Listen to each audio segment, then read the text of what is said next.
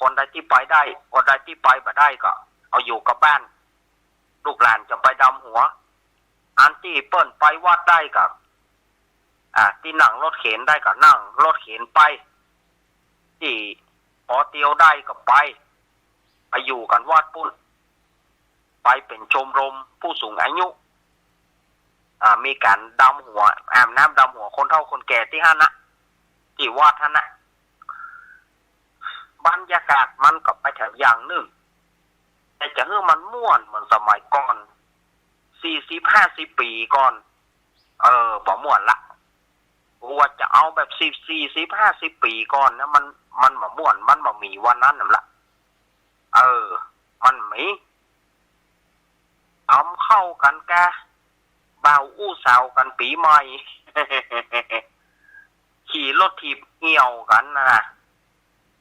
รถเครื่องมีตลอดขี่รถถีบเอี่ยวผู้น่ะศรัทธาญาติโยมว่าเจ้าพ่องจากบ้านอาตมาวันนี้ไปหาน้ำตกแม่กลางผู้นำใจใกล้ๆนะ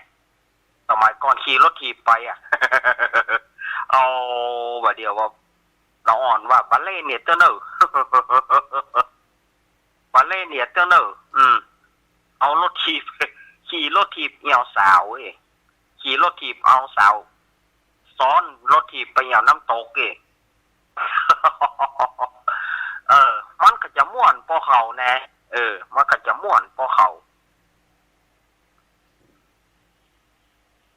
มันบรรยากาศเก่า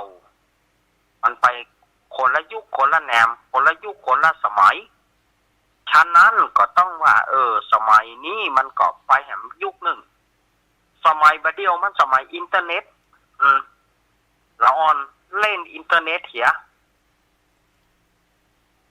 ใครเล่นน้ำบอกไปน้ำตกก็พ่อแม่ซื้ออ่างน้ำเพื่อเหียอ่างน้ำปึ่งลมนี่นะอ่างน้ำปึ่งลมนะที่ปึ่งลมเข้าไปเอาน้ำเข้าใส่ปึ่งลมปึ่งลมอึ่งตึงร้อนเล่นน้ำมันต้องไปไหนก็ได้ฮ้อนถ้าไปในน้ำตกก็เป็นห่วงไปเล่นน้ำบวกน้ำหนองก็เป็นห่วงซื้ออันนั้นปึ่งลมนะกะมันก็บ่เจ้ว่าแปลงนั่งนะซื้อมาปึ่งลมแล้วปล่อยให้เขาอยู่หั่นนะมันจะอยู่5 วันค่ำตัวเปียนักเปียหนาก็ออกมาไก่แล้วฟ้อนแล้วก็โล่นเข้าไปมันง่ายคนอู้นี่ปึ่งลมได้ไปเปิ่นวะมันจะได้อย่างปกติสูบปกเอาอยู่ไปปึ่งลมได้ยัยก็ต้องมาเอาเนอะมานั่งปึ่งลมนี่แน่นี่ศรัทธาญาติโยมในปีใหม่ปีหวานแต่ละเขาย้อนยุคไป40 กว่าปี50 กว่าปีเนี่ยมันโอ้ยไปกินข้าวแคบข้าวแตนเปิ่นถึงเอามาเลี้ยงกันข้าวแคบข้าวแตนหนังกำแฮนปืนต้นไม้กาแฮนปืนกะหล่างกาโอ้มันอย่างมาม่วนเจนล้ำไผลูกเจ้าพอสังขารเนอะวันเสาร์นี่นะ ลูกเจ้าเด้อสังขารจะแฮบปลาหมึกปลาบ้วงปลาทูแฮบไก่หน้าบ้านเนอะขอกำมันเนอะ มันจะมาเอาขี้โค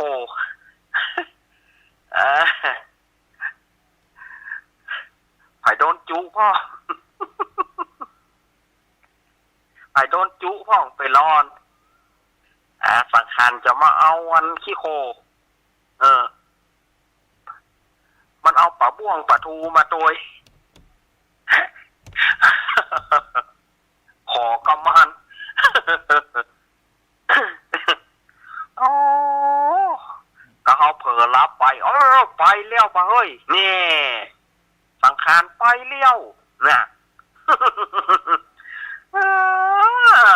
คนเท่านี่ก็จุได้จุดีแน่จุแล้วบ่คืนแน่แล้วอะไรญาติโยมว่าเนาะอีป้อยแม่เขาโดนงอโดนยายพรโดนประจุสังขารจะกลายมาตั้งเนี้ย ช้อน โดนก็ แม่บุญก็โดนก็นอโดนคนเท่าจุอ่ะ จุกันไปจุแต่ว่านะแต่ถ้าญาติโยมว่าจุจะบ่คืนนะ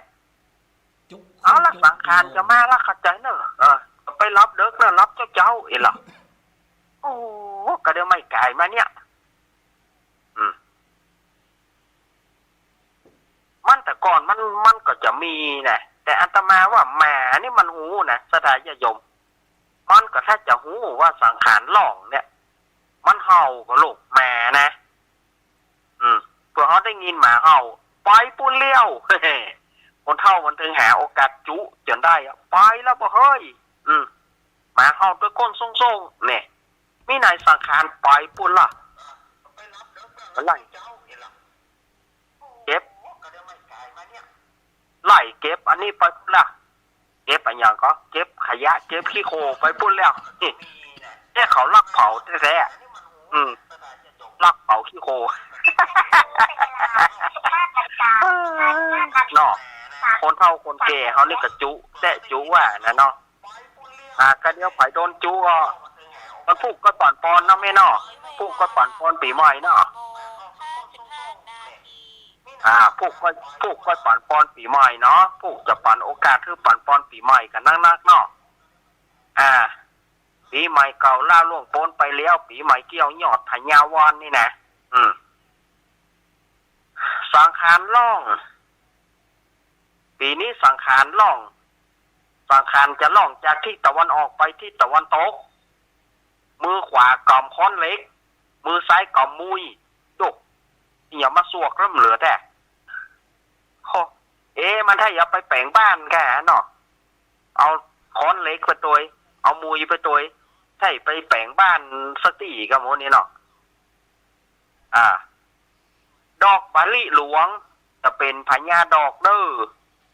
สถานญาติโยมเป็นดาวหัวเป็นหน้าไปทิศตะวันตก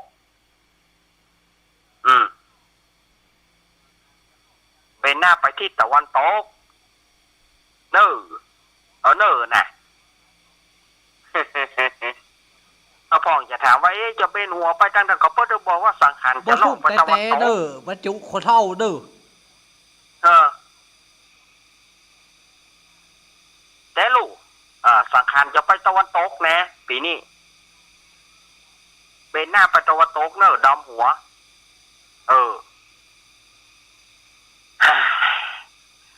วันนี้ก็บ่ได้มีสาระอะไรอย่างนั้นนะสเประสปาสเปดเรื่องปีใหม่วันยังหวานอยู่สถานญาติโยมบัดเดี๋ยวนี้ไผ่ฝานส้มตากแดดไว้หาโยมละเอามากินเถอะ ฝานส้มตากแดดแล้วนี่โยมละ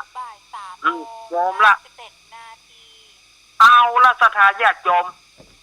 อาตมาจะพักยกกำเดียวเนอะอาตมาพักฉันน้ำฉันท่าฉันน้ำฉันหนองก่อนเมื่ออาตมาได้ฉันน้ำฉันหนองสักกำแล้วเดี๋ยวก็มาปากันเนอะจะไปฟังมูลขึ้นหนีไปไหนจ้ะนะพี่น้องตังลำปางก็กระเดียวโทรมาเนอะกระเดียวโทรมาเนอะจะไปฟังมูลขึ้นหนีไปไหนกระเดียวปากันใหม่เนอะช่วงนี้เจริญปอน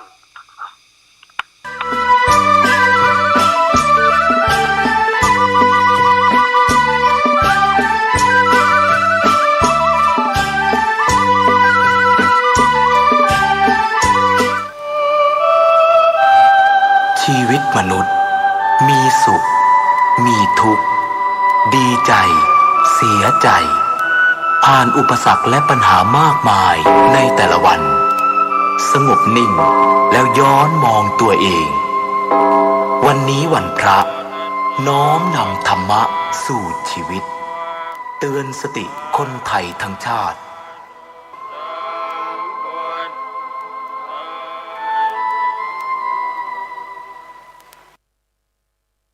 ค 1669 กระดูกหัก เรียก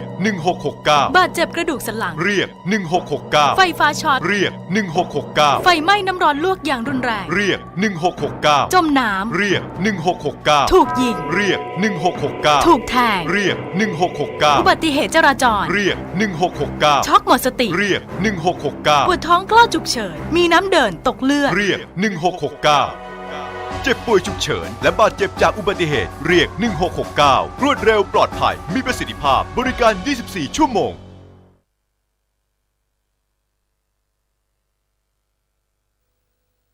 จนเครียดกินเหล้าจนเครียด กินเหล้า จนเครียด กินเหล้า จนเครียด กินเหล้าจนเครียดกินเหล้า จน เครียด กินเหล้าก็เลยยิ่ง จน ก็เลิกสิเหล้าอ่ะ จนเครียด เลิกเหล้าเลิกจนเริ่มต้นเข้าพรรษานี้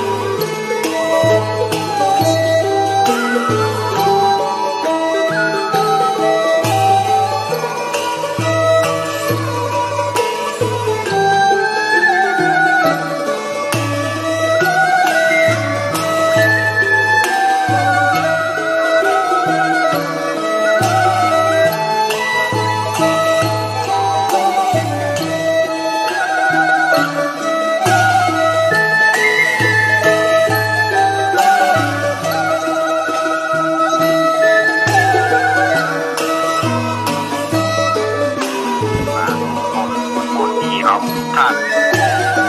มาถึงช่วงที่สองของรายการสารธรรมยามบ่ายยามแรงช่วง4 โมงเป็นต้นไปก็มาปะกับอาตมาภาพแถมช่วงหนึ่งไปช่วงชั่วโมงหลังวันนี้ก็เอาสเปเหระเรื่องของปีใหม่พื้นเมืองปีใหม่ในอดีต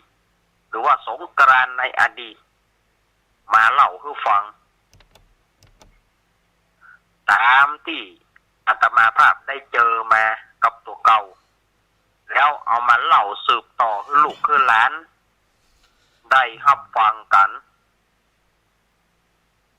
โอ้บรรยากาศที่อาตมาเล่าไปเนี่ยมันบ่มีละในยุคบัดเดียวมันเป็นยุคเอียวเอียวไก่ตอนบ่เอียวก็พวกน่ะสื่อโซเชียลปากันไปน้ำตกน้ำตักบ่ใครเท่าใดละปากันไปสถานอย่างเพิ่นเฮาว่าปากันไปเซเว่นกะโลตัสกะอย่างกะเนี่ยไปซื้อของบางพ่องก็ไปซื้อของไปตักมันม่วนดีว่ะต้องได้เสี่ยงสตางค์ มันยุคไหนยุคนั้นเนาะยุคบัดเดียวมันสบายไปซื้อของมันก็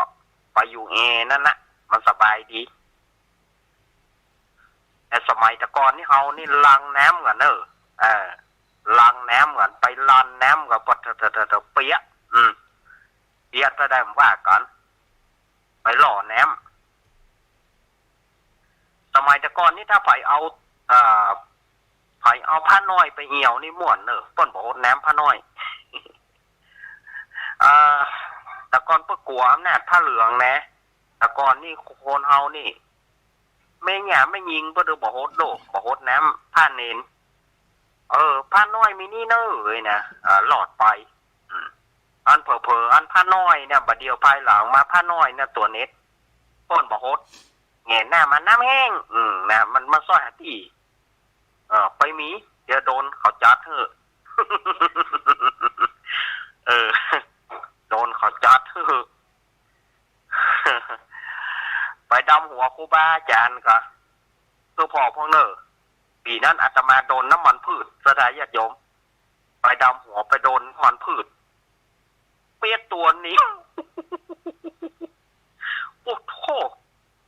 ไอ้ยังว่าตัวเหนียวปะตกปะเสี่ยงโอ้โทเปวานโยมเปิ้นกำน้ำกำแหนมเปิ้นหวังว่าเป็นน้ำอบป้อมพอขวดเป็นน้ำมันพืชเอาไปดำหัวเลือดร้อนกันตู้เจ้าเลือดร้อน อ้าวตอนนั้นพ่อหมอบุญมีว่าเปิ้นจะไปดำหัวอีป้อนะลูกเน้นจะไปก็โอ้บ่ไปแล้วป้อม่วนเหนียวโดนอย่างโดนน้ำมันพืช โดนน้ำมันพืชเต็มเป้าอีป้อเอ๋ยแม่เอ๋ย หมอนั่นก็ป้อมพ่อ แล้วถ้าว่าเฮาคนเดียวนี่เขาไก่ว่าเจตนาของเปิ้นแต่นี่มันเฮาก็โตดฝ่ายไปได้ผู้โตน่ะโดนหมดน้ำมันพืช โดนน้ำมันพืชเข้าเต็มเป้าเขาม่วนแน่เรื่องการดำหัวปีใหม่สมัยก่อนไปดำหัวครูบาอาจารย์เขามินส้มปล่อยดำหัวไป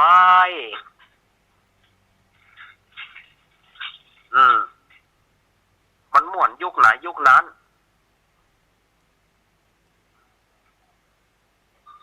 อาตมาภาพไปชอบคนเท่าแต่ก่อนอาตมามีป้าอุ้ยหรอกไปมาขอปอนกับป้าอุ้ยแล้วก็มีไหนบุญคนว่าจะเอาบุญมีไหนบุญเขาไปนอนก็ฮบเอาบุญป้าอุ้ยกับจ้างเนี่ยใดเนาะก็เอาขนมและจอมถุงเอาจอมสาไถ่ขนมเฮาหน้ากำหูอันเนี้ยเอาบุญไป เอาก็ไปร้อนก็ดีใจด้วยเนอะอุ้ยเอาบุญอุ้ยเอาบุญนี่มันเดียวขนมเฮานะหมูเอาไปคืนเฮา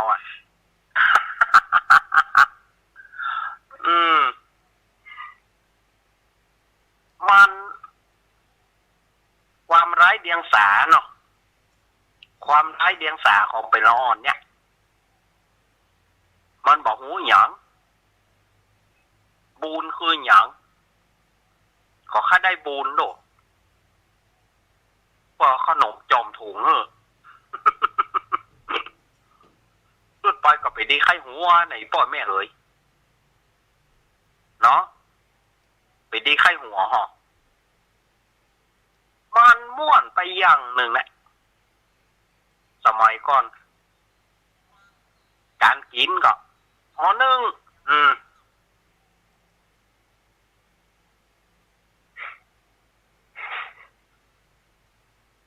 ห่อนึ่งเอาคนตะกอนนี่ตู้พระตะกอนนี่เอาห่อนึ่งฝังไว้วันไหนอยากจะกินแกงโฮเอาออกมาช่วยวันไหนจะกินแกงโฮเอาออกมาช่วยเอาห่อนึ่งฝังเอาห่อนึ่งใส่หม้อแล้วก็ฝังดินไว้เมื่อเตินไหนถ้าอยากกินแกงโฮ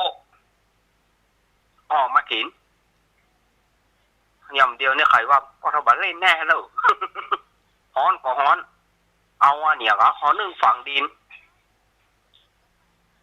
มันจะลำพอเขาก็ฮะสมัยก่อน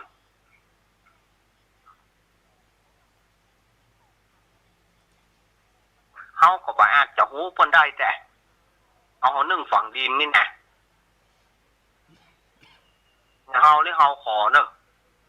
เขาขอปากิน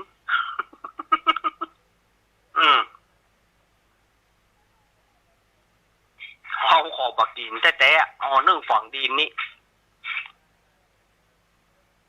ผะอืดผะโอม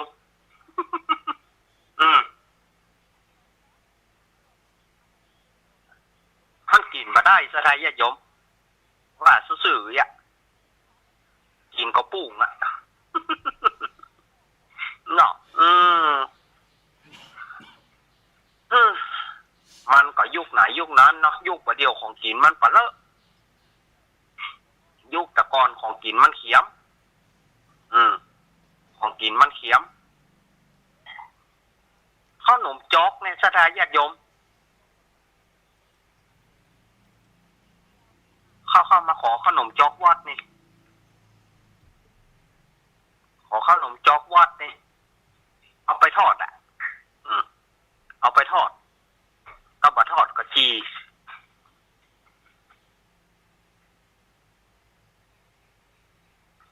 ขนมจอกจะได้กว้างลูกขอเอาไปตากเอาตากแดดไว้แล้วก็ไปทอดมันก็ล้ำไปอยู่นะมันก็ล้ำอยู่นะ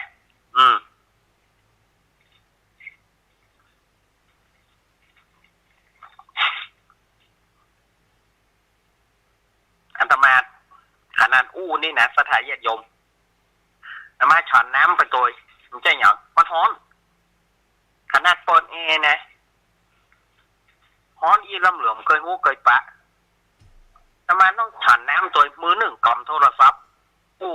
มือหนึ่งกับกำเกี้ยวน้ำฉอนน้ำตัว บอกป้ายซื้อวันนั้นมา หยัง น้ำแข็ง ฮ้อนแต่ฮ้อนว่าอีลำเหลือบอกเคยหู้เคยปะปีนี้มันจะไปปีเนี่ยไม่ปรากฏการณ์นั้นเนี่ยโยโย่แย่ๆเนี่ยอิริโยอิริเย่เนี่ยมันเลยทำให้ยุ่งหรอสถานญาติโยมว่า ซื้อน้ำแข็งมาเจ๊กอะเจ๊ความเย็นอะไอ้ปรากฏการณ์นั้นนะมันฮ้อนเกินไอ้อิริโยอิริเย่ไอ้นี่ว่าปรากฏการณ์นะมันมีหลายโรคหลายราวเนาะที่สโตกอย่างนั้นนะโรคขันโตกอีกอะโรคฮ้อนนะขันเน้นน้อยรักอยู่ตั้งหลังบาดใจเนอพะรู้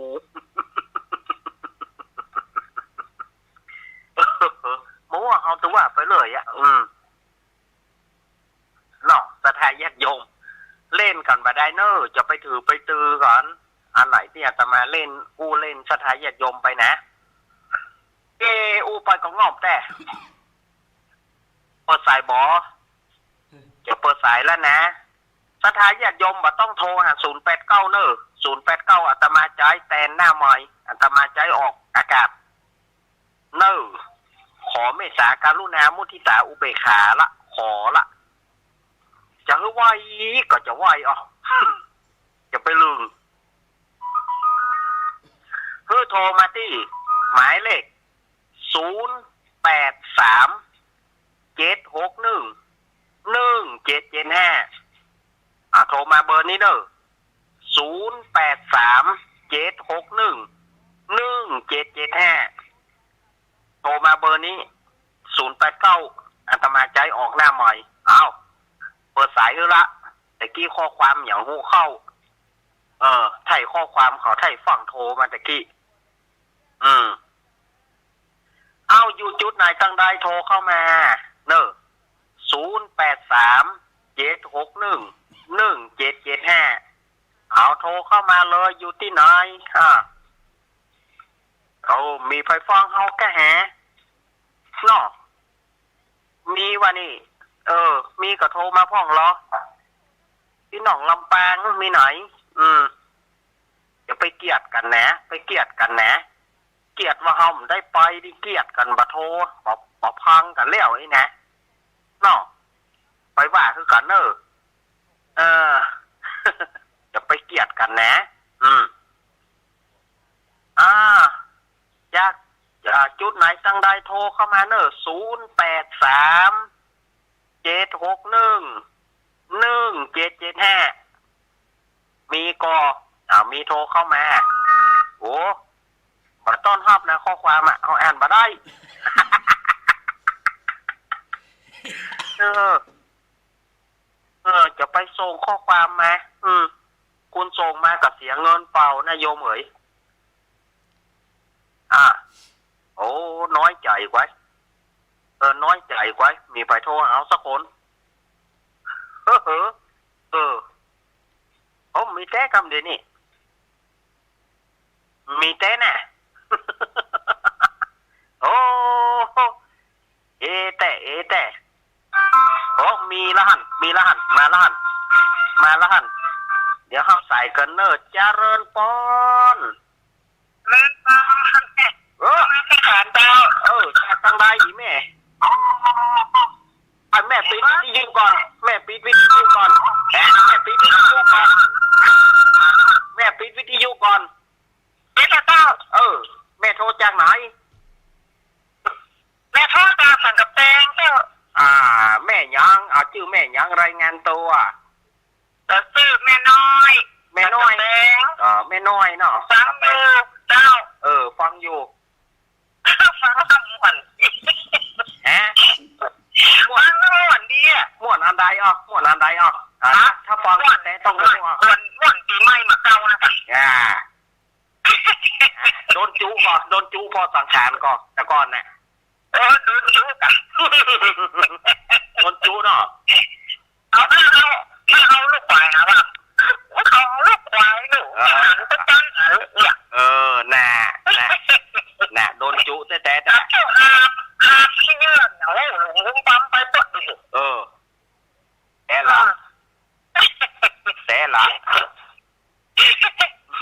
ตัวนี้เหมือนดีวันเนาะโอ้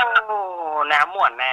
ม่วนแน่วันจังหาน้องกับตำข้าวแป้งกันเลยตำข้าวแป้งไม่รอเขาหนึ่งจ๊อกแม่นบ้านแม่เขามันอยู่หินดอยนี่แต่ว่าเขาตอกเป้ากันนะมันมามีตองกล้วยแต่ก่อนมันไม่ใช่มีอย่างนี้เนาะแต่เขาตอกเป้ามาเขาหลงจ๊อกแม่แล้วก็ตอกติ้งน้อยแล้วก็มาหอนี่แม่เนาะแม่เนาะจุบัดเถียงแต่ก่อนน่ะนะจุบัดเถียง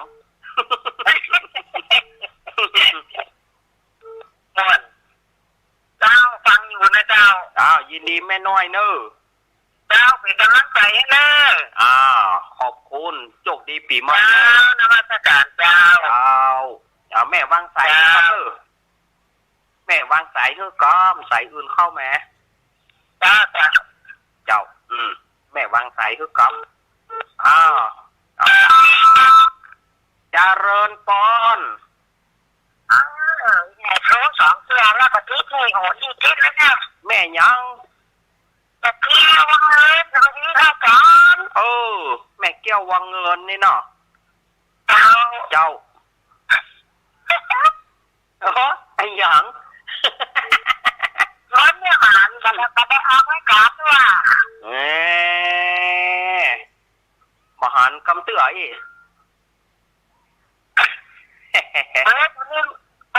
ไม่ต้องเอาจ้าเนี่ยกะลุงเล่นก็กับยังกระบาดไม่รอดก็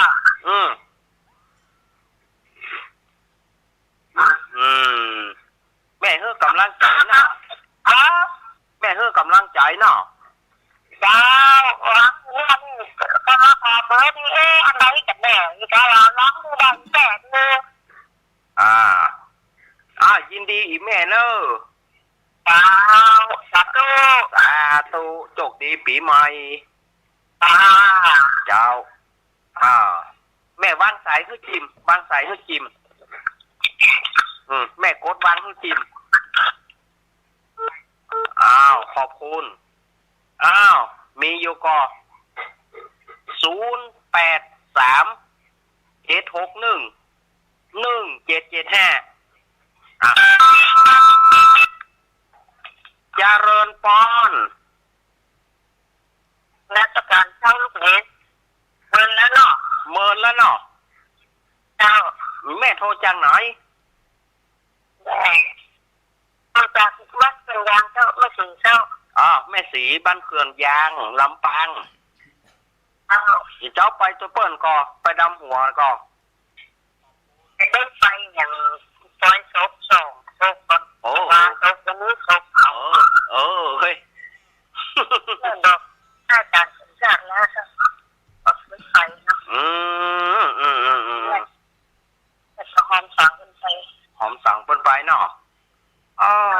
แต่ช่วงเยี่ยแม่เอ้ย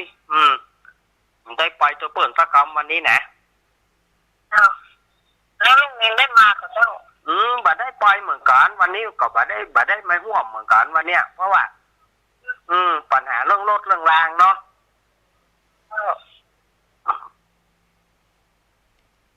เด็กเนอร์เป็นแม่ของรุ่นเน้นอ่ะยินดีเนอะแม่เนอร์ยิน แต่ ดี ต้นท้ายก็แม่ใจตั้งแต่อายุ18เว้ย ว่าลูกไปรถคนก็ดอก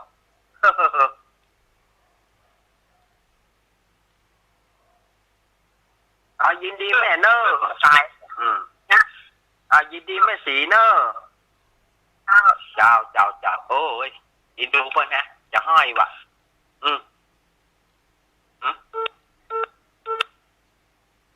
โทรเข้ามาเนอร์0837611775โทรเข้ามาลุงนวลโอ้ยมันหาหอยว่าจื่อไม่อ้วนนี่ก็ห้อยมึงก่อนนะเนาะหอยมึงมีก็ตั้งหากวันนี้ลำปางมาตั้งฝางมีหน่อยฝางแม่ไอชัยประการแม่สีทรเมาต่ำน้ำพริกอ้อล้ออยู่ค่ะแม่สีทรเมาต่ำน้ำพริกอ้อล้ออยู่ค่ะตอบบ่ม่วงมีก็หามีโทรเข้ามา083 7611775โทรเข้ามาวันนี้089อาตมาไม่อนุญาตเพราะ089อาตมาใช้ออกอากาศ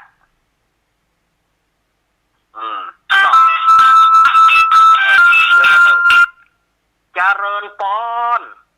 ไอ้ตาเต้าแม่โทรจากไหนหมู่บ้านอมรนิเวศในเจ้ายายไรเต้าแม่เรไรห้องแต่อยู่ไหนกับผมหมดแต่น่ะแม่เอ๋ยวันนี้จะได้มาออกวันจันทร์วันนี้วันนี้แตนเปิ้ลวันนี้เป็นมวยแตนวันพูดก่อนวันของเขาวันนี้เป็นมวยแตนวันนี้มวยแตนอีแม่เอ๋ย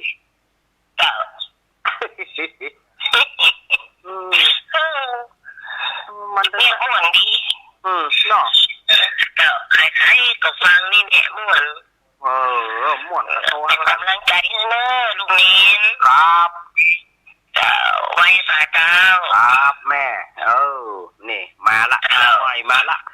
ยังใหม่ก็มาละฟังไม่ไอ้ใครประการมีหน่อยแม่มาก็ไม่เปิดแล้วดู10 20 30 40 50 60 70 80 90 100ตาบัตาจะไปแล้วดูไปเคยเล่นต่อยกอกเล่นตามหมอบเล่นต่อยกอก30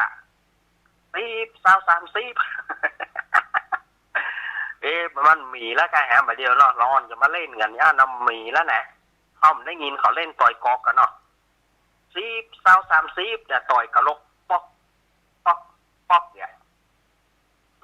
30 40 50 60 70 80 90 100ตาบัตาจะไปแล้วดูกันอย่างกับพูดฟิตตะลิดที่ต้มเลยนะแต่ก่อนเนาะม่วนนะพูดฟิตตะลิดที่ต้มเนี่ยเล่นตามหมอบนะม่วนนะถ้าปิกไปเป็นละอ่อนเท่ามันกอคืนได้อย่างเทพเนี่ยเขาอย่ากอตัวเก่าเขาอีแม่เอ๋ยอาจารย์เขาอู้ยังการ์ตูนเขาอู้เต้นะแกเว้ยไม่ใช่อย่างการ์ตูนถ้ามันเป็นไปได้เขาว่าถ้ามันเป็นไปได้มีก็หามีแล้วแกมีก็มีโทรเข้ามาเนอะ0837611775เวลาพอเหลืออยู่เนอะเวลาปลาเลอะนะเวลาดุ4 โมงยังบ่เกินเตือวันนี้เขาเปิดสายเจ้าไปก็หา แม่บุญกมีไหนแม่บุญมาแม่บุญกลุงหนุ่ยโทรมาก็ได้เนอะพี่หมอยโทรมาก็ได้เด้อวันนี้นะ ยายพร ยายพรแม่พรปลาเต้าแน่ ยายพรข้างกับแปลงวัด ยายพรมาเนอะยายพรแต่คืนนี้เพื่อขอเพลงอย่างก็คำป้อนของอุ้ยของป่อวีรพลคำมงคลแต่คืนนี้นะก็ขอกำปอนของอุ้ยนี่ยุ่งนะปีที่แล้วนี่ปอนจัดดีอ่ะขอให้อายุวันโยชูขังไปยังเนอะอีกข้อปีนี้อุ้ยยุ่งอีกปีไปข้าหยมจอกปอกนะไปหอยึงหอแยงปึ้งยึงหอข้าหยมจานหอชันไปหอมันเกี่ยวหอเหี่ยวเนี่ยหอเช่นงูนไอ้แก้วอียุงเอาไปใส่ตู้อย่าไปอุ้ยนี่ยุ่งแต่ บุบลงยาวด้วยกับอุ้ยเนี่ย อุ้ยไหนมูนอุ้ยเมืองบาลาบาทาพูด ฟังไม่ไอชัยประการไม่จันสมมีไหนไม่จันสมโทรมาวันนี้อย่างหายกันฮะลำปางก็หายจะนั่งไหนแม่อย่างก็เนี่ยแม่สีกูลตันทุล่าบ้านหนองล่องตำบลบ้านเป้าอำเภอเมียงมีไหนฮะแม่สีกูลแม่สีกูลตันทุล่าในหายแซฟแต่พี่เอ็มโทรเข้ามาก็ได้เนอะพี่เอ็มเนอะโทรเข้ามาเนอะ083-761-1775ไอ้พงป่าสร้างเนอะไอ้พงบัดแซมไอ้พงโทรมาเนอะไม่ลงเจ็ดยอดโทรมาก็ได้เนอะไม่ลงให้แซฟให้ซอยเนี่ยยองก็ได้เมืองก็ได้มีพระโทสักคนจะแอนแว่นนะเด้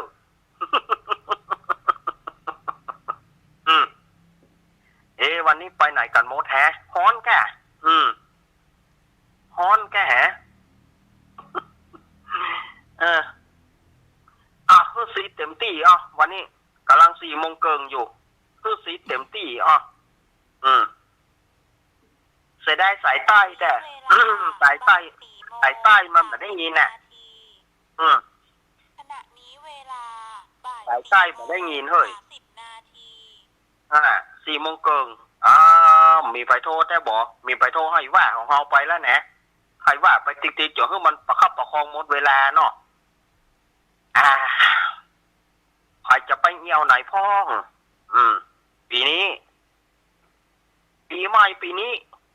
นุ่งเตียวปีแล้ว มันอย่างมีตังซื้อเตียวใหม่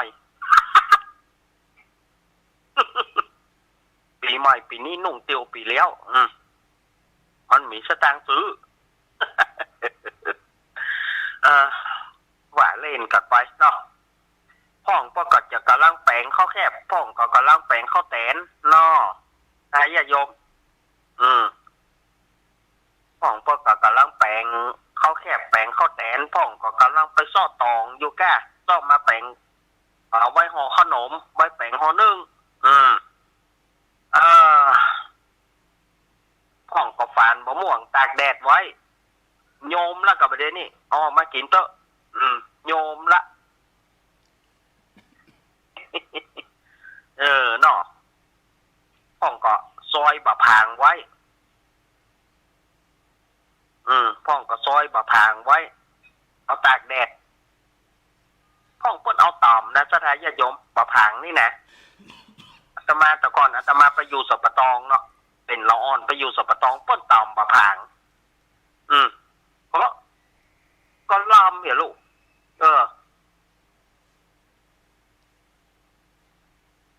ก่อนอาตมาไปอยู่สปตองไปอยู่บ้านสลีเกาะเก้าเพิ่นต่อมสู้ลามเหรอลูกเพิ่นต่อม ำอย่างม่วงนี่นะเปิดซอยอ่ะแล้วเปิดต่ำเนาะทีแรกเขาก็ว่ามันจะลามว่าต่ำว่าพังเขาไม่เคยยินแต่ก็ลามเนี่ยลูกแม่เฮ้ยแต่อันนั้นนี่เขาเมาหนึ่งเปิดห้องอย่างก็ตะลิงปิงหรือว่าหน่วยบาดาลนะหน่วยบาดาลที่มันหน่วยมันน้อยกว่าบะพางอ่ะที่มันหน่วยกิลิตจะรอดน่ะเปิดห้องตะลิงปิงหรือว่าบาดาลน่ะหน่วยบาดาลโอ้อันนั้นมันส้มแก่ไปนั่นนี่ตาเป่งลึงอ่ะเนอะตาเป่งลึงเนอะไปเจอหน่วยบาดาลนั่นแหละส้มมันส้มประเดี๋ยวนี้บ่มีไหนนะแค่หาเนาะหน่วยตะลิงปิงหน่วยบาดาลน่ะเขียม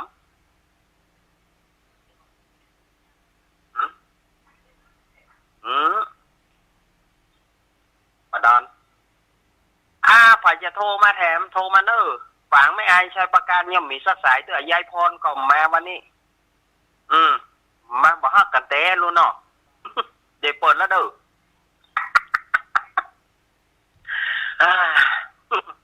ผู้คนเดียวก็งอมนะ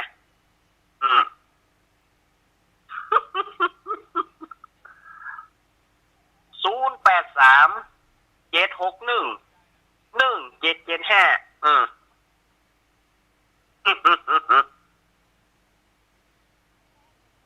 พ่อบุญศรียานะพ่อน้อยบุญปอนมโนครพ่อน้อยบุญปอนมโนครถ้ามาเฝ้ากระท้อนนะเนาะกระท้อนสุกแล้วปอนกระท้องเนอ แม่บัวพัดกุลันแม่บัวพัดกุลันนี่ก็ให้แซบไปเมินนะแม่บัวพัดแม่สุพิษแม่ย่อยสันทรายแม่สมพัฒน์แม่ย่อยสันทรายแม่อินทนินอำเภอฝางแม่จันศรีสุขาแม่สมศรีนันทรามแม่สมศรีลุงวัดลูกห้องหมดอันนี้แม่บุญกกไล่ห้องหมดอ่ะมีไปโทรเขาสักคน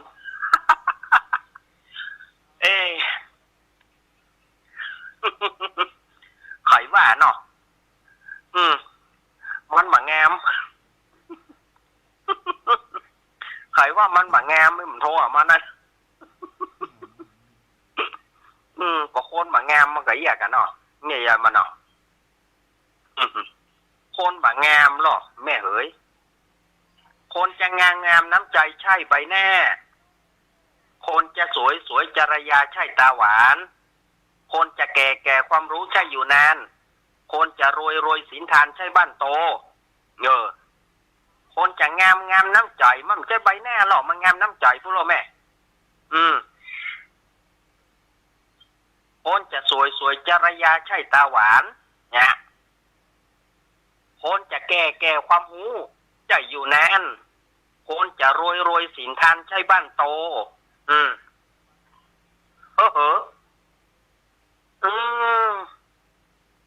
หายไปไหนมดลำปางก็มามีฟางก็บ่มีแม่ไอ้ก็บ่มีใช้ประกันก็บ่มีสวัสดีจบก่อนว่าเจ๊กะ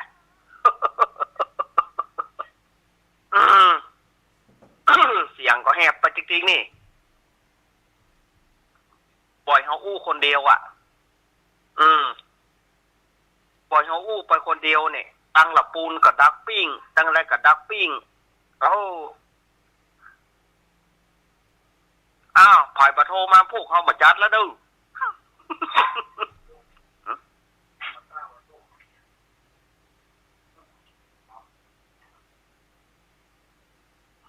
ผ่ายบ้านนี่มาพวกเขามาจัดดูผ่ายปะโทมาพวกเขามาจัดละเอาเตะละเพราะขนาดวันนี้เปิ้นยังจังเขา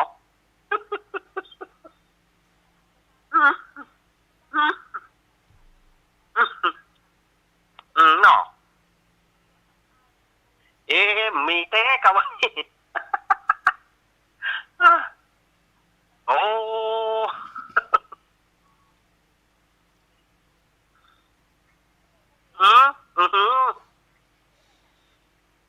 ยาย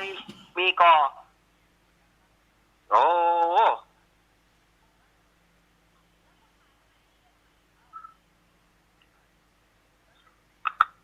น่ะ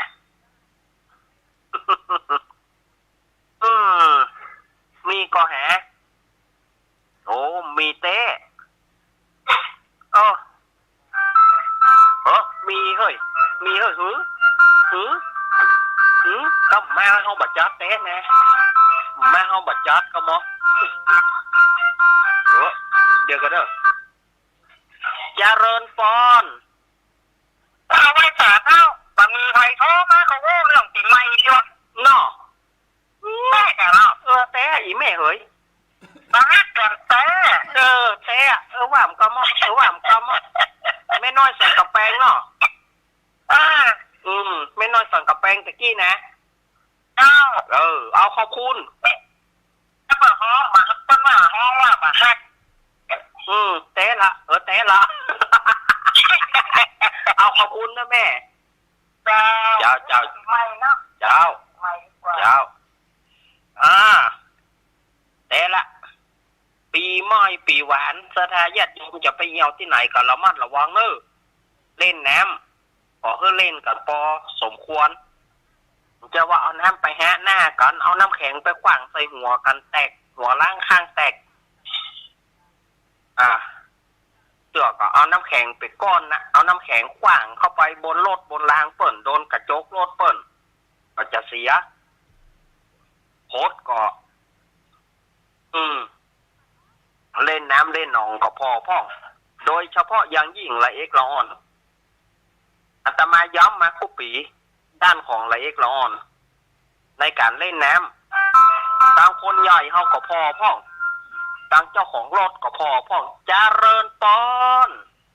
ไม่จ้าพระจันทร์เท้าโอ้ยตั้งได้อีแม่สมคิดปัญญาคำบ้านไทรทองเจ้าโอ้บ้านไทรทองเนาะเจ้าลำปางตะบนกระเด็ดเจ้ามีไหนพจมานเจ้าได้ไปพจนอนเจ้าก็ได้กะมีไหนพจมานเจ้าพระจันทร์โอ้ฮ้อนแน่ฮ้อนกับบัตโต๊ะเจ้าน่าโอ้คือกับบัตโต๊ะมันฮ้อนโอ้เจ้าฮ้อนแสะปีใหม่ปีนี้จะน่าจะได้น่ากะ43 องศาจะนี่43 44แต่เจ้า44โอ้ตั้งนอกฝนตกกับเจ้าบ่มีจะคืนได้ยินข้าห้องกำนะก็ได้ยินนะขลุ่มตั้งหลายมุต่อยตกตั้งไหนเนี่ยบ่น่ะประมาณท้องนี่ก็ต้องมีตกเลยกำลังอยู่อาจารย์เป็นกำลังใจให้นะเจ้ายินดีเนอะโยมแม่หายนี่นะเจ้าโยมแม่เปิ้นเสียไปแล้วแม่เปิ้นเสียไปละโอ้ยเสียใจด้วยเจ้าเปิ้นเสียไปละโอ้ยเปิ้นเสียไปเราจะโทรถามกันวันนี้ตึงตุตึงค่ะตึงแน่นกับออกกันหน่อยต้องวิทยุนะออกแกก็เลยมันนำได้ฟังนะเจ้ามันนำได้ฟังเนาะเจ้าไปกำลังใจให้นะเจ้าเนอะเจ้ายินดีเนอะเจ้าไว้สาเจ้าก็เข้าบัดตัวอิ่มมีไปโทษได้นะประธานญาติโยมป่ะเอาเต้ขมอ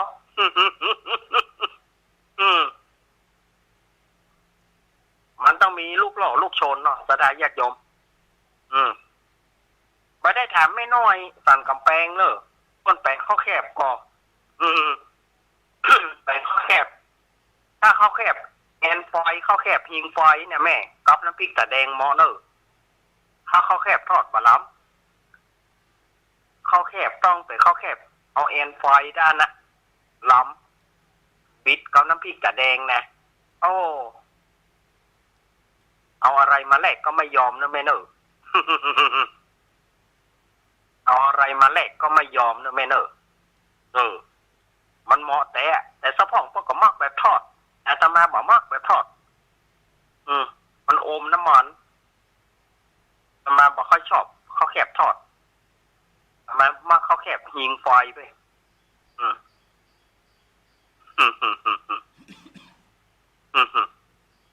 เนาะ นี้เป็นเวลา มีอยู่ก็หา 43 นาที มีเวลาแหม18 นาที ถ้าฝ่ายจะโทรมากับตันอยู่เลยอาตมาจะวางสายไว้เนี่ย ถ้าฝ่ายโทรมาอาตมาก็รับ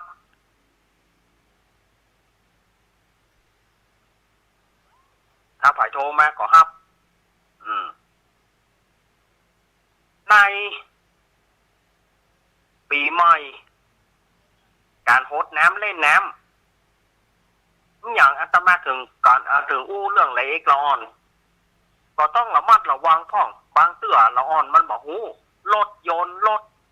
อันอย่างแม่อย่างมันก็จะหล่นเข้าไปหารถตามคนใหญ่เฮาผู้ประกอบการผู้ขับรถก็ดีก็ดูพ่องถ้าเป็นละอ่อนก็เบาๆรถพ่องป่านตางจะไปฟังกันล้ำไปอันพ่อแม่ก็ต้องดูแลละอ่อนพ่องหน้าปีใหม่เนี่ยละอ่อนมันจะปุ่งใส่รถมาว่ามันหุ่มกันเล่นแต่มันพออย่างละมันจะหล่นเล่นน้ำอย่างเดียวแล้วก็ไอ้คนใหญ่เฮาผู้ที่ขับโดยเฉพาะรถพ่วงรถบรรทุกก็พอหันละอ่อนก็เบาๆคือเขาจะไปฟังน้ำไปมันจะเกิดอุบัติเหตุกับละเอกละอ่อนเนี่ยอาตมากลัวที่สุดเตื่อมันหล่นเข้าไปหาน้ำโจโลออกไปหาน้ำโจโลเข้าไปหารถกล่ำน้ำเนี่ยมันจะพออย่างละหลอดโจโลเข้าไปหารถหล่นออกถนนหนทางไปฉะนั้นก็ผู้ที่ขับรถขับรางก็ต้องพอพ่องจะไปฟังไปฟ้าวล้ำไป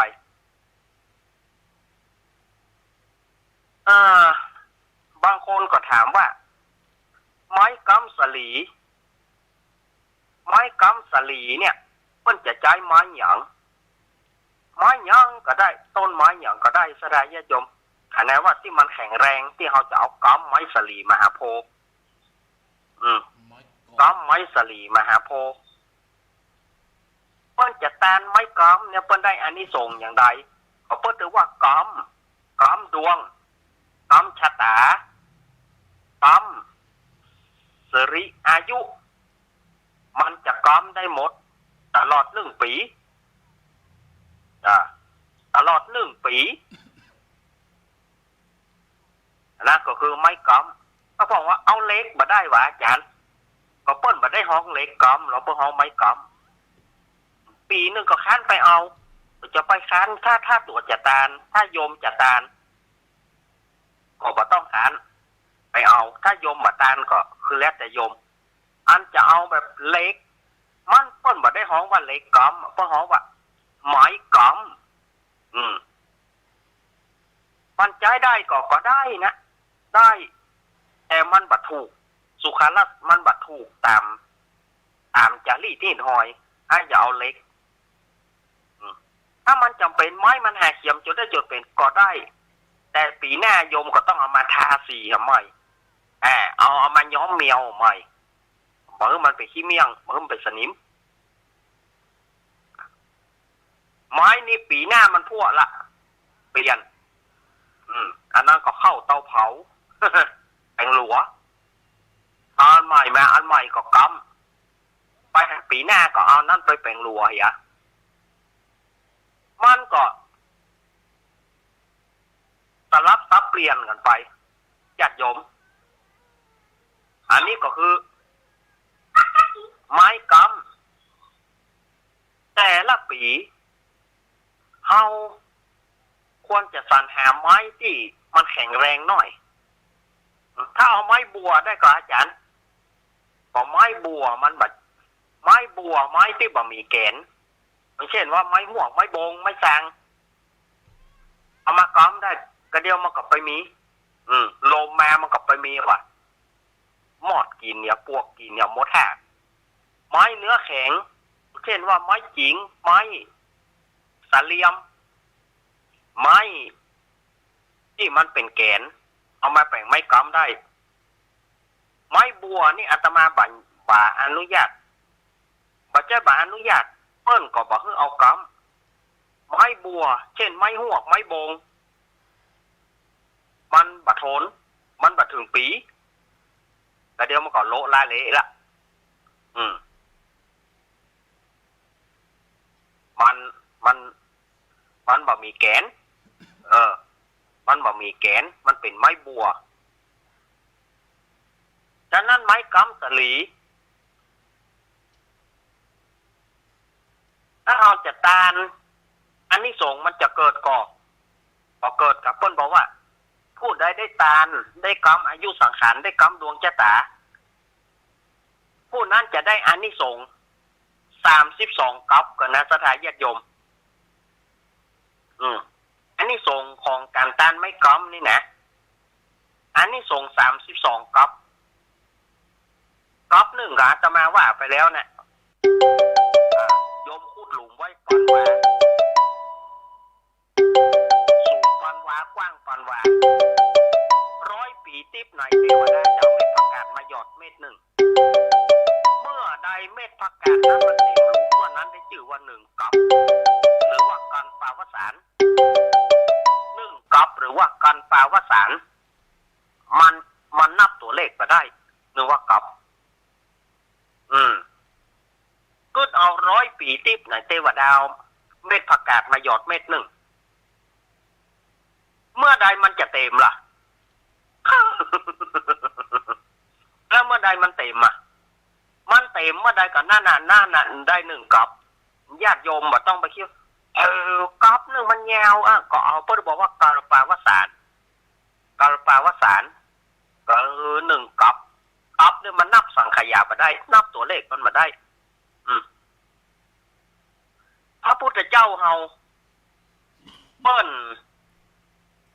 ปรารถนาพระพุทธเจ้าปรารถนาจะเป็นพุทธเจ้าอธิษฐานจะเป็นพุทธเจ้า4อสงไขยปลายแสนมหากัปดอกถ้าเปิ้นตั้งปณิธานว่าจะเป็นพุทธเจ้านะเปิ้นขอว่าอธิษฐานใจขอเป็นพุทธเจ้าเนี่ย4อสงไขยปลายแสนมหากัปอสงไขยมันก็ยิ่งนับมาได้แล้วปลายแสนมหากัปมหาแปลว่าใหญ่สดาญาติโยมมหาแปลว่าใหญ่มันยิ่งปัดมันจะเมินสักสุมาเนอะอู้ตามโบราณบ้านเมืองว่ามันจะเมินเจ้าพ่อเจ้าแม่มันได้บอกว่าคำว่า4อสงไขยปลายแสนมหากัปมันจะเมินหมอกใดเฮาบาจะหูได้ละมันเมินกันแล้วกันมันนับมาได้กันแล้วกันฉะนั้นญาติโยมเยอะเอาตานไม้กำนี่ได้อานิสงส์32กัปก็แม่นการที่เราจะตานไม้กำโพเฮาบ่มีต้นโพหรอกเฮากำไหนก็ได้ต้นบะนูนบะแนนอย่างเฮาก็ได้ต้นบะลำยงลำไยเฮาก็ได้ต้นบะม่วงเฮาก็ได้เอากำมันเป็นกุศโลบายที่เฮาจะต้องกำไม้เหล่านี้กำต้นไม้เหล่านี้ไว้เพื่อบ่ให้มันโดนฝนโดนลมมันเป็นกุศโลบายอย่างหนึ่งกุศโลบายของไผของปู่ย่าตาทวดของบูรพครูบาอาจารย์ที่เปิ้นได้ ได้สั่งได้สืบกันมามันก็สืบกันไปสืบไปสืบมาเหมือนนกก้นปูดเนี่ยอาตมาว่านะนกก้นปูดสืบไปบ่จักแล้วไปฟังมันต่อนกก้นปูดนะมันฮ้องสืบมันเอาจนเสี่ยงหมู่มันว่าสืบไปติ๊กๆบ่จักจบขณะนี้เวลาบ่าย4 โมง คนตะกอนว่าได นาที คนตะกอนว่าไดคนตะกอนลูกหลานเถียงกันนกก้นปูดสืบกันฮะดักปิ้งเมาสืบกันฮะจะกินข้าวลอมปอมคนหนึ่งเถียงคนหนึ่งเถียงนกก็พูดสืบกันฮะดักปิ้งมันเป็นอย่างนี้ อันนี้ก็สืบกันไป สิ่งที่อาตมาเล่ามาเนี่ย มันเป็นของเก่าต้นฮ้องว่าอย่างโอมไว้หายคลายไว้รอดโอมไว้หายคลายไว้รอดก็คือว่าถ้าหากว่าอาตมาบอกเอามาเล่าวันหนึ่งวันใดอาตมาล่วงลับดับผ่านไปอาตมาตายไปสิ่งเหล่านี้มันจะไปตัวอาตมาหมดว่ามีใครได้สืบว่ามีใครได้ฟังถ้าอาตมาเอามาปล่อยคือว่าคลายไว้รอดอาตมาปล่อยเอามาอู้หรือสถานญาติโยมฟังร้อยของมันได้สัก10 คน10 คนของมันได้สัก1 คนพอละพอละถือได้ว่าเปิ้นฟังอยู่มันก็เล่าว่ามีคนฟังอยู่นี่จารีที่ทอยของสมัยก่อนถามว่าอาจารย์ไปเอาจากไหนมาอาตมาก็เสาะศึกษาสมัยก่อนอาตมาจะชอบฟังรายการมรดกล้านนาของป้ออาจารย์สนั่นธรรมธิเสียงสื่อสารมวลชนมช.เชียงใหม่เสียงสื่อสารมวลชนพ่อครูสนั่นธรรมธิจะจัดรายการมรดกล้านนาอาตมาจะชอบฟังปัจจัยเฉพาะของพ่อครูสนั่น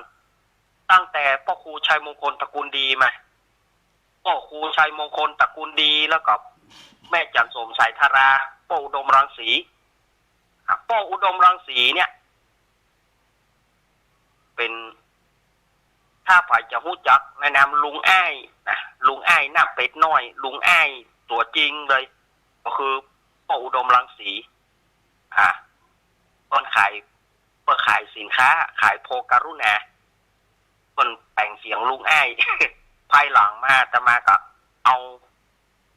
แบบของพ่ออุดมรังสีเนี่ยมาผู้มาเขาก็รู้จักกันลุงอ้ายตัวแท้ก็คือพ่ออุดมรังสีลุงอ้ายเนาะนี่ก็สถานญาติโยมวันนี้ก็เล่ากันไปสิ่งไหนมันบ่ม่วนก็บ่เป็นหยังขว้างไปตอนบ่ขว้างก็เอาคืนเพื่ออาตมาเมื่อเหือออกนี่สถานญาติโยมว่า เมื่อเหือออกนี่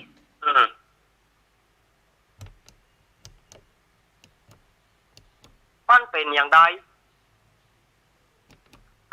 จะว่าอย่างก็ว่าเมื่อเหือออกมันมีขโมยลักไก่เปิ้นต้มไก่ไว้อันนี้ของตุลุงทองนะเจียตุลุงทองวัดโสพนารามแม่ริมก้อยไม่ดำครับเปิ้นต้มไก่เอาไว้ทีแรกมันมันไปขอเข้าเปิ้นไม่อุ้ยก็เขาดีละเปิ้นมาขอเข้ากันลังนึ่งเข้าบ่สุกแต้เตื้อ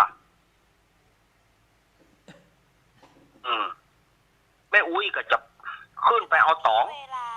บ่าย 4:55 ไปเอาตองนะไปเอาตองมาห่อเข้าไอ้ตัวนั้นมันกลัวบ่ได้เข้าหน้ากรกฟังเอาเข้าใส่หมวกยุ่มเข้าใส่หมวกน้ำตายิ่งค่อยปิกซิกแม่อุ้ยมาหยังไอ้น้อยให้หยังมันสมองสั่งงานเนาะสมองสั่งงานอุ้ยนี่เหมือนแม่ผมขนาดแต่งให้เหรอที่แต้มใจมันเอาเข้าใส่หมวกแล้วก็เข้าลวกหัวมันแม่อุ้ยกับอินดูจะไปให้แม่จะไปให้ห่อเข้าแถมเอาปลาบ้วงเพิ่มตวงและแถมกำหนึ่งมันไปแถมบ้านหนึ่งมันไปหันต้มไก่มันฟังเปียตึดแข่งไก่ได้กะเอาใส่หมวกนั่นนะน้ำลวกไก่ย้อยหัวมันปิกซิกเขาไล่ตีมันเอาไตกะมันโจรจอกโลกมันไปถึงแจงหัวมันแจงยังไงยังไล่ยังว่ายังก็ว่ามาล้อว่าเมื่อเหือออกนี่ติแต้มใจน้ำลวกไก่ น้ำลวกไก่น้ำไก่ลวกหัวมันหาว่าเหือมันออก สมองมันสั่งงานนะเหมือนมันสั่งพิธี เอาละสถาญาติโยมอาตมาก็ใจเวลานี้ประคับประคองเวลาขอบคุณกู้เสียงกู้สายเนอะ 51 นาที ขอบคุณกู้เสียงกู้สายที่ได้โทรมาเป็นกำลังใจก็ดีได้อู้ได้จากกันก็ดีก็กรรมใดมันบ่ม่วนมางานขอสุมาอภัยเนอะท้ายที่สุดก็ขอขอบคุณเจเจเนอะที่ได้เชื่อมสัญญาณโทรศัพท์เพื่อนะแล้วก็ขออนุโมทนากับเจ้าหน้าที่ทุกสถานีที่ได้เปิดวิทยุที่ได้ลิงก์สัญญาณวิทยุเอาวันพุธนี้อาตมาจะปะสถาญาติโยมแถมวันหนึ่งเนอะรายการธรรมะเพื่อชุมชน3 โมงถึง 5 โมงวันนี้อาตมาภาพขออ้างเอาคุณพระศรีรัตนตรัยสิ่งศักดิ์สิทธิ์ตัวฟ้าสากลโลกจงอภิบาลรักษาสถาญาติโยมอันเป็นที่เคารพนับถือของอาตมาภาพทุกท่านเพื่อได้อยู่ดีมีสุขข้อเกณฑ์เวรภัยอันใดอย่ามาใกล้ข้อ13นำ15ข้อตั้งหน้าจนหลังสปะปะปังวินาศตุจงหนีไปเสียไกลในปีใหม่2567นี้สถานญาติโยมอยู่ดีมีสุขอยู่ดีกินหวานตานต้อมเหมือนกันทุกผู้ทุกคนเนอะอภิวาทนาสีริสันจังวุธาปัจจายิโนจัตตารโอธรรมาวัฏันติอายุวันโนสุขังพลังขอเจริญพร